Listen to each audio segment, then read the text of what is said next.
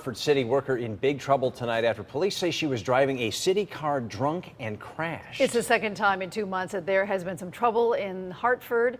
News 8's Bob Wilson is live in the city with the latest on this. Bob? Yeah, you know, the city council is meeting about it to talk about this misuse of company cars, of city cars. Rhonda Carroll, she was the deputy director in Hartford since 1997, Department of Public Works. She made over $100,000, and tonight she's no longer deputy director.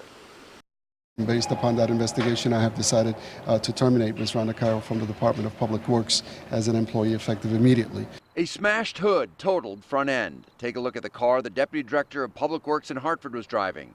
It was a city car. Police say she swerved into oncoming traffic and hit another car head on.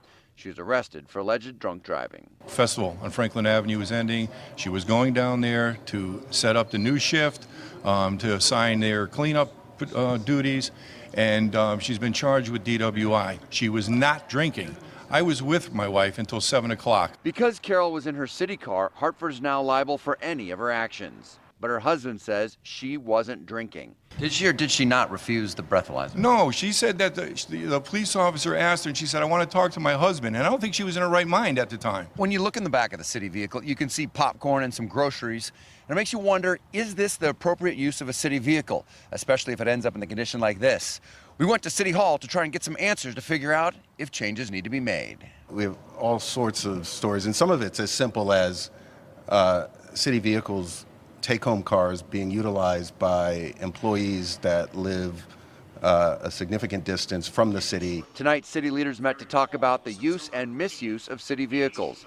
In July, the mayor's former chief of staff, Jared Kupek, was arrested after a city car that he was driving was damaged. He hadn't been working for the city for 2 weeks at that point. About 50 city employees now take home vehicles. The mayor is auditing the fleet to make sure no one is taking a vehicle without permission. Do you have an exact number? I don't recall it. We do have an exact list that we put together that is specific in terms of who, their position, and the fact that they have the privilege.